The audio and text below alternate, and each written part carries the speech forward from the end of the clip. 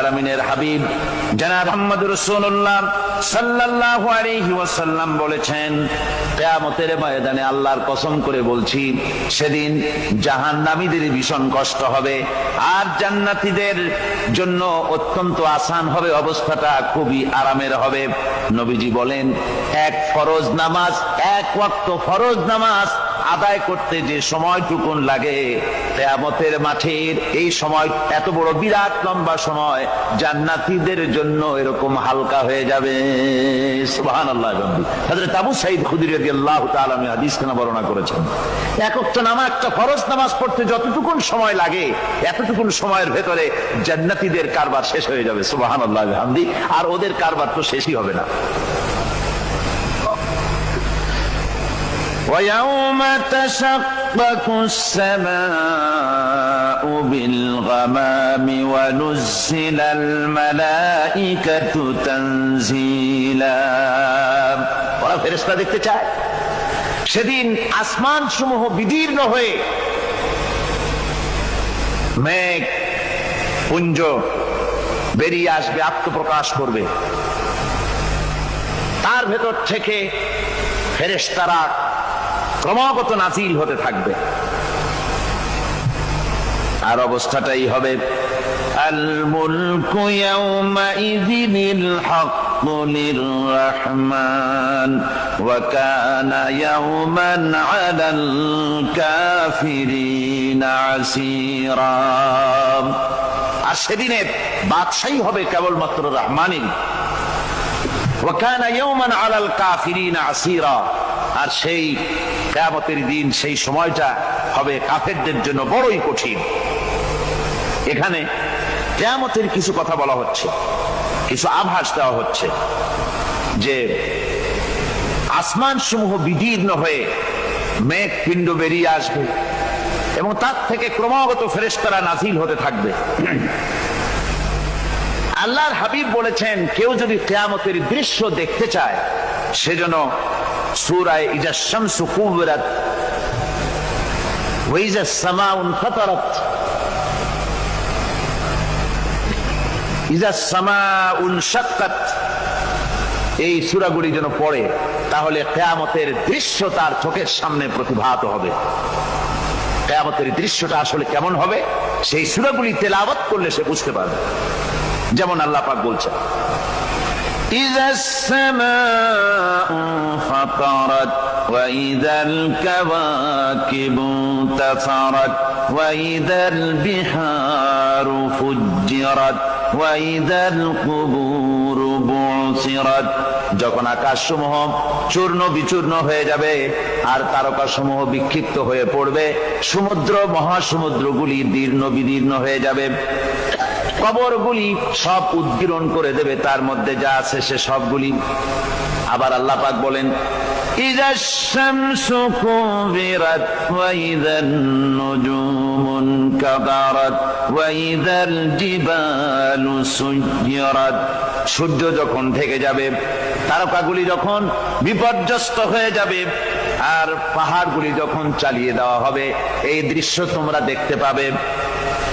فإذا النجوم طمست وإذا السماء فرجت وإذا الجبال نسفت।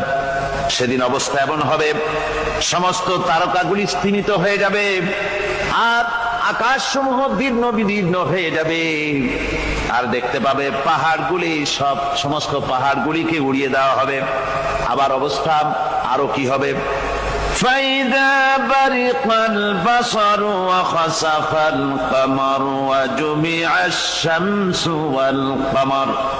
যখন চক্ষু বিস্ফারিত হয়ে যাবে মানুষের, চাঁদ আর সূর্য নিষ্প্রভ হয়ে যাবে, সব একাকার হয়ে যাবে, চন্দ্র এবং সূর্য তার অস্তিত্বকে হারিয়ে ফেলবে।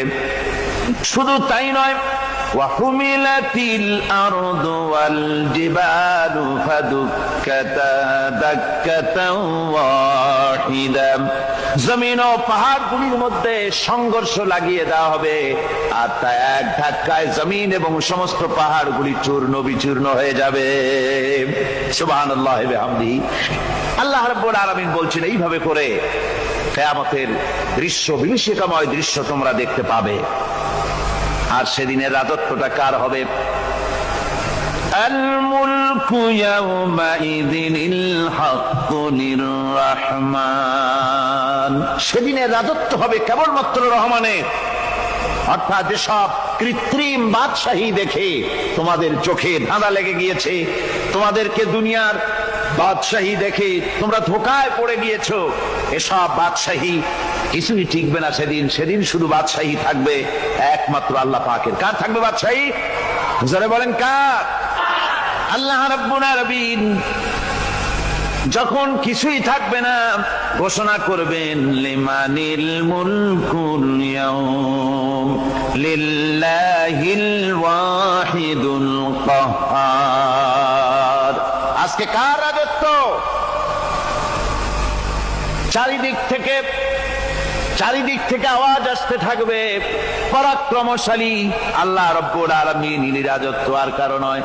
হাদিস শরীফে এসেছে, বুখারী মুসলিম শরীফের হাদিসে এসেছে, আল্লাহর নবী বলেন আল্লাহ রাব্বুল আলামিন তখন তার এক হাতে আকাশ মণ্ডলীকে ধারণ করবেন, আর এক হাতে জমিনকে ধারণ করবেন। আকাশ মণ্ডলী এক হাতে, জমিন এক হাতে।